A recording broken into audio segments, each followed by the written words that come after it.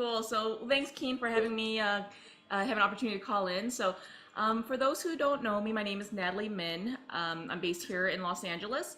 I worked for a little while as a full-time fitness model. I was a three-time European physique champion, so Miss Bikini Italia, and a couple times European fitness model championships, yada yada yada. But those days are a little bit behind me now. I've transitioned into becoming a celebrity photographer out here in LA. And I also run a couple of organizations that specializes in business education for fitness entrepreneurs. That's also including the umbrella of fitness models. So my entire full-time career is based about figuring out how to get you guys monetized. Because that's what we want, right? We want to be able to pursue our passions.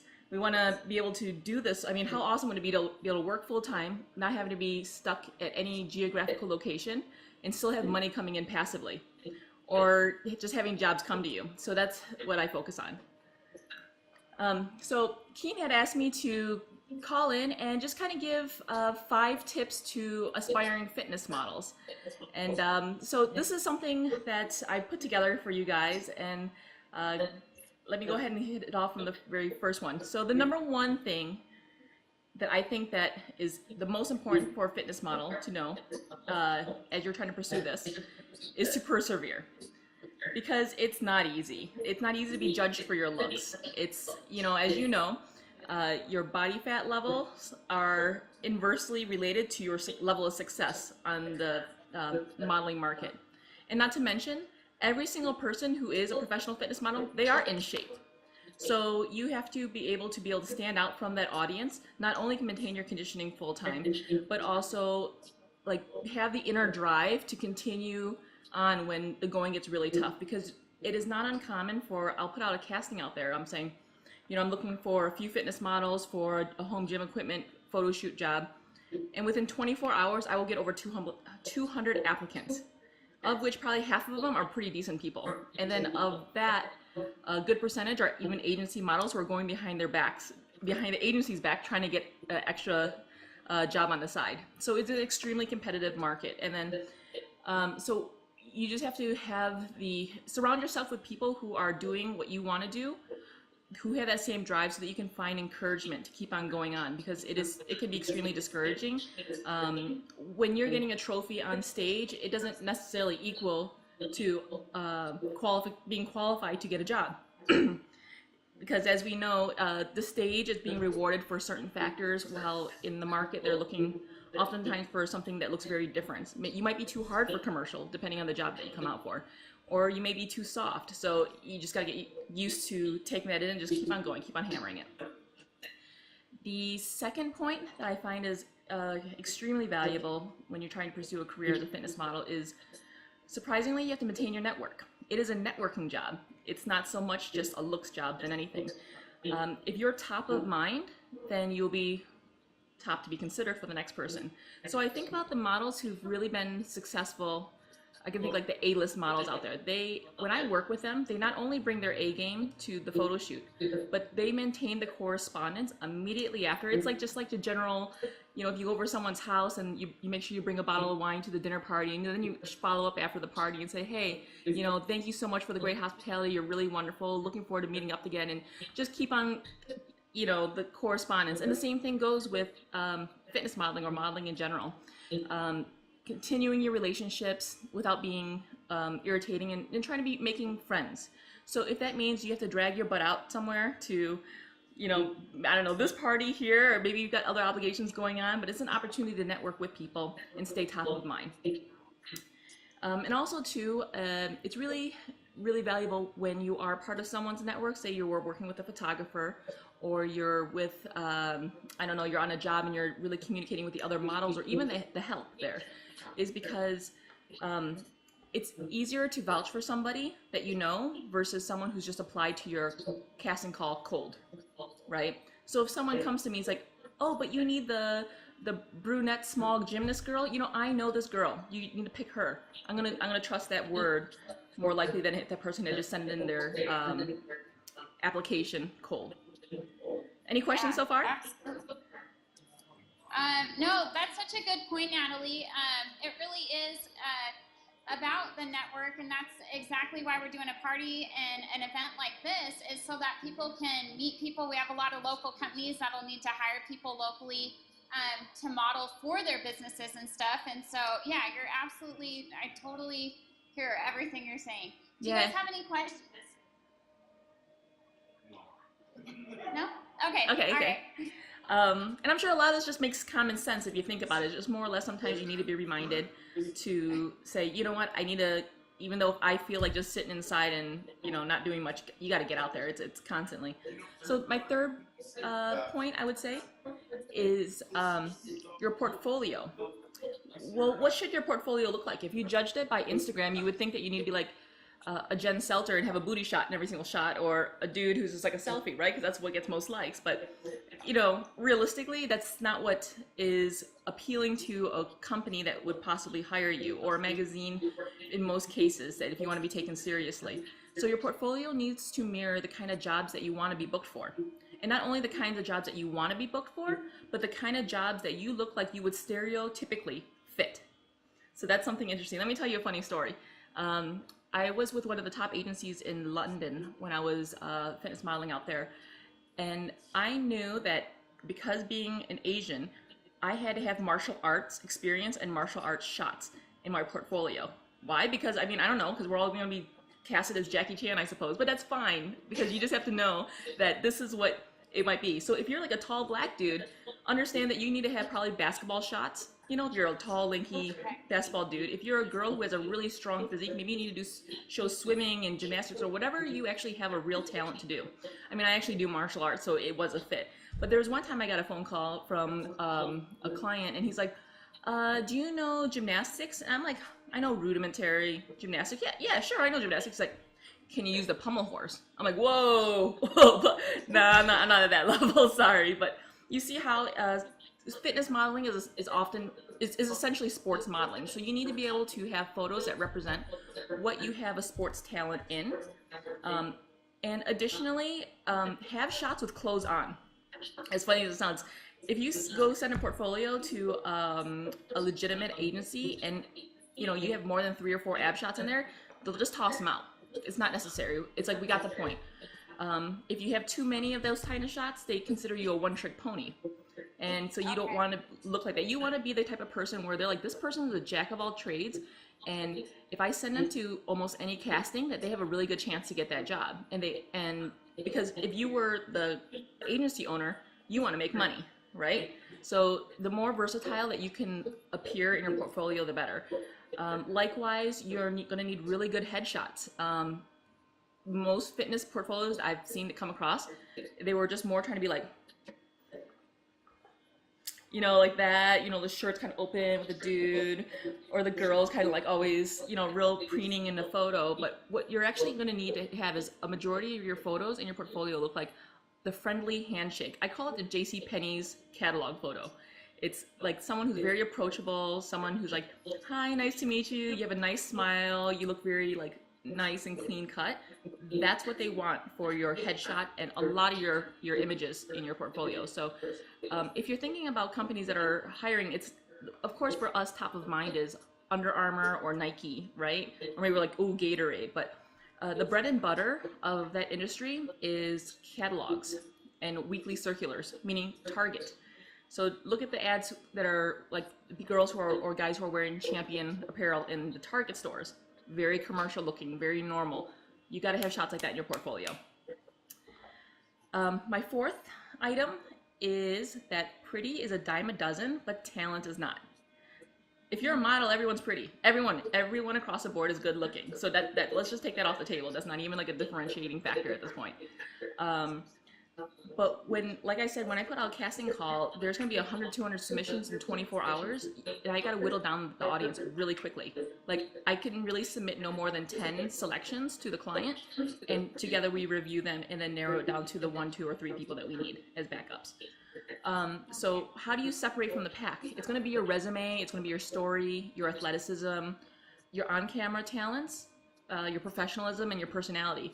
Those are your trump cards that are going to shine through. So there's a big tip in this, is that talent pays way more than just being a model. So if you truly want a fitness career, you need to gain the necessary skills to be viable. And the last point is to be knowledgeable about exercise form and terminology. So fitness modeling in the commercial world does not consist of just doing dumbbell weights like this and doing tricep push downs. You know, that's not the real world. The real world is you should have a running shot in your portfolio. You're going to need to be able to do exercises that you say that you can do with perfect form. Because if, let's say, a golf company hires you and you have a golf shot because it looked really cool in the outfit, but they call you and you have a horrific swing, they're not going to hire you because they're looking for the person who really understands their brand, right? Okay. Yeah. So it's got to, when an agency asks, they actually just want a list of everything that you can do at a really good skill level. So if you're a CrossFit person, put it down. If you are a runner, put it down. A sprinter, but then show photos and videos in your portfolio that you can actually do that.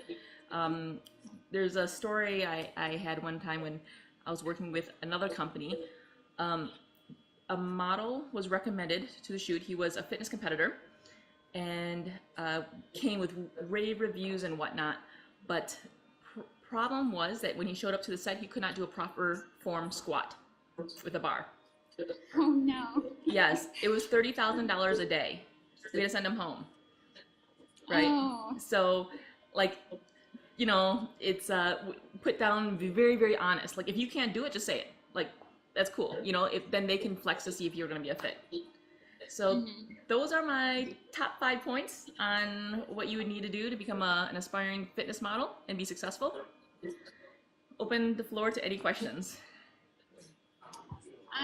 You guys, anybody have any questions? This is a really, it's a perfect opportunity to ask now, because you're not going to get this chance again unless you actually go out to LA and do one of Natalie's events or something. So does anybody have any questions? Please do not be shy. Now's the perfect time to ask. Tara, do you have any questions? Okay. Joshua, do you have any questions about fitness modeling that you want to ask Natalie? Okay. All right, Deb. Okay, Deb has a question for you. I might need you to come up close where the microphone is. Hi. Okay, I am 53 years old, and I have been told by a lot of photographers that they can't use me because I don't look my age. Okay. I don't look young enough to be young. Does that make sense? Yeah. Yes. So what do I do if I want to get out there? I would recommend for you to do commercial. So you're fit, that means that fitness modeling is a subset of commercial modeling, right? So that's the umbrella. So what I would recommend for you to do is portray yourself as a mom in photos. Like, take photos where it looks like you're having a picnic with children, or you're riding your bikes, or you're with your husband and family, or you're running around with a dog, because that is the age group that you're aiming for, and you want to make sure that you look representative of that. And that's a wide range, you know what I mean? That can be like 30 to 50, right? Yeah. You know, have very beautiful, simple clothing, like even a simple button-down white shirt, you know, where you're just kind of really natural light, and just very light makeup, okay?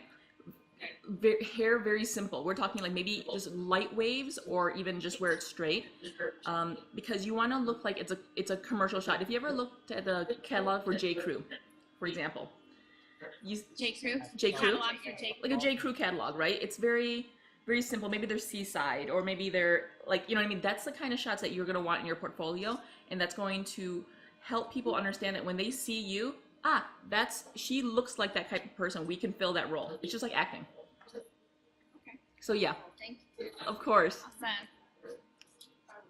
Okay, and then Natalie, we have Joshua here. He's actually one of my sponsored athletes with Team FCDB, so he has a question for you. Hey, Joshua. I know. You mentioned earlier people going behind their agents' backs for bookings and whatnot. Do you feel like a person can be just as successful without an agent, or should they have an agency representation? I think you can be As more far as success goes. you can be more successful, but it's a caveat. Okay, so if you're gonna go with an agency, and I'm gonna go by LA standards here, you have to be like a clothes rack. You have to fit like exact dimensions of the body, right? My friend Frank Jones, he's a fitness model. He just moved out here. He has like a football body. He's like a men's physique type of dude. He went into the top modeling agency. He already had a contract with them, and they go, "How much? We need you at 170." He's 6'1". They're like, "How much do you weigh?" He's like, Natalie? Wait, it's sorry, it's cutting out kind of a lot. "Oh, is the it? sound is? How is it okay right now?" Yeah. Okay. Yeah, that's. Thank you. Okay. They said, yeah, internet, hey, it happens. So Yeah. he walked into an agency. I mean, he's already signed with them, but they literally told him he was 40 pounds too heavy. He is 210. He's a men's physique body, and they want him at 170 because that's what's booking. So, like, yeah, that's 40 pounds difference, right? And that might not be in jiving with what you want for your body either, right? So there's a caveat to this, that it works, agencies work really, really well if you fit exactly the parameters that they're looking for and you have a multitude of athletic skills, because you become the jack of all trades for them, and then they can send you off to castings.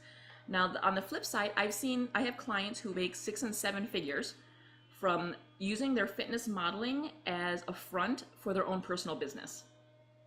And that's where the real money's at. So, like, okay, do you know Greg Plitt? He's a fitness model. Greg Plitt. He's basically the world's #1 fitness model. He's been on over 200 magazine covers. But he will shoot all these covers all the time, and he'll shoot them for free because magazine covers do not pay. So that's actually another funny thing. However, he makes $300,000 to $400,000 a month from his membership site, where people pay to get fitness education from him. They want to be the next Greg Plitt, basically. And so he has a video membership site. So, I have other clients who are like, I don't know, Ashley Horner, she was one of my clients. She does all her fitness modeling, but that's not what pays the bills. That just runs traffic to her website so that she can sell ebooks and membership programs. So That makes sense. that's when the money becomes real serious. You can't get that kind of money from just being an agency model.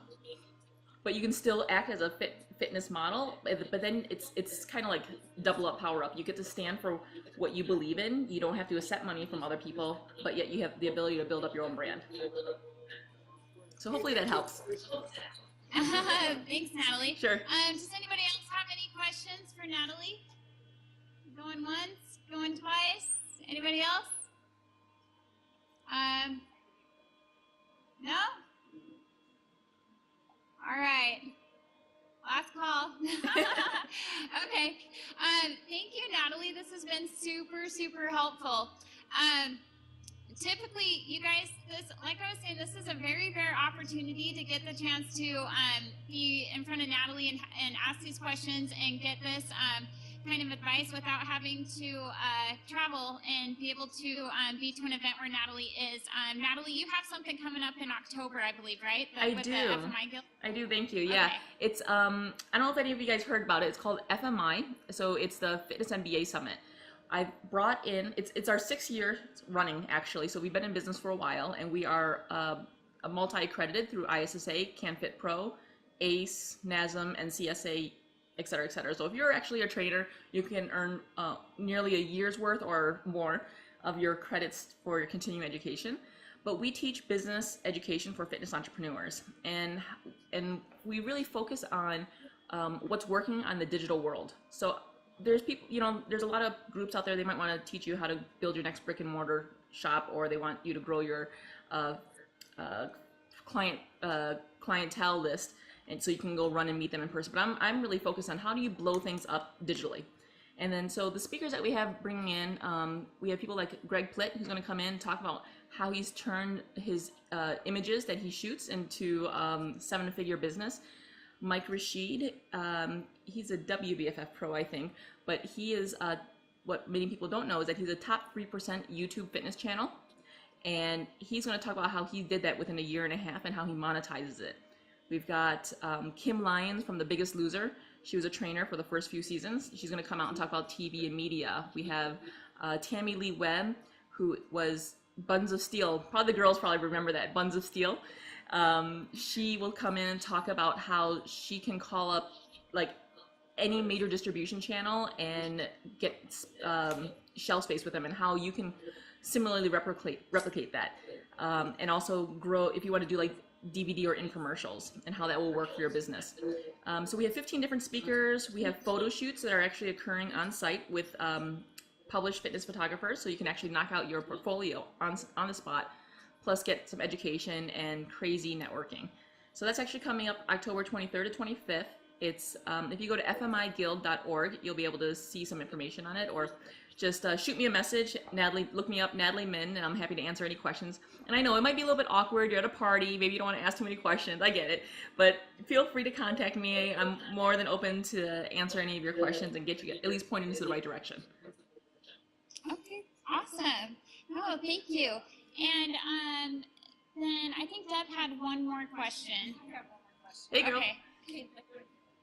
To me, getting in front of the camera is kind of scary, Uh-huh. and it's hard. I mean, it looks like it should be so easy, but you get dressed up, you get your makeup done, you get your hair done, and then you kind of like freeze. So what do you suggest for making it easier and not to be like that? 2 shots of vodka. But yeah, I know. You know, I mean, there's, I'm not gonna lie, I do a shot of vodka sometimes before I get on like a TV screen or something, just because it can be nerve-wracking if you gotta like do something and you just gotta kill the first nerves, because you just gotta feel a little bit natural. It looks so easy. It looks so easy. And it seems like it should be so easy, because I can take out a camera, my cell phone, and take a selfie. The pictures look fast and easy, but you get in front of that camera, it's a whole new ballgame. Yeah, you know, and also too, I think a lot of it has to do with the photographer. It's part of the photographer's job to make you feel comfortable and to get the energy that they want from you. So like Keen can like note that when I shoot, for example, I really try to warm up. It's my job. I'm almost like the center stage, warming you up, having fun with you, creating a relationship with you so that you're laughing, I'm saying dumb shit, and then all of a sudden you open up, you drop down your walls, and then I'm gonna capture you, you know? So that's every photographer is gonna be different. I saw one photographer, he was like, dark room, click, beep, and it was just really uncomfortable, you know what I mean? So practice is what's going to make perfect. You know, as you're doing shoots, maybe even work with people, like trade, maybe with your friends, or go on to like Model Mayhem and find photographers that are willing to do trade with you. So just so you get a little bit of practice and you feel really confident and good about yourself. And I think also too, like if you trust a photographer, that you know that they're going to they're never going to let you look bad in public. Right? So even that will help you reduce your walls of like, I don't know if I should turn this way because I feel like something's going to show. Whereas if you know the photographers like would never release you in public in a certain way, you're like, I can be myself and know that I'm going to look perfect, you know? I've been told by photographers that I think too much. And that's why I said a shot of vodka. You know. That's too funny. Well, awesome. Okay. Natalie, is there anything else you want to leave us with tonight? Any other? You have. So Natalie's the author of a book. It's The Insider's Guide to Fitness Modeling. Yes. Is that right? Yes, it's literally the brain dump of everything that everyone's ever asked me. And I was like, you know, if I had a nickel for every single time someone asked me this, I'm like, oh wait, let me charge $35 for this. So it's an ebook. It's the agencies here in LA do also recommend it to the newbies who come on board too. So it's been very well published and circulated in this area.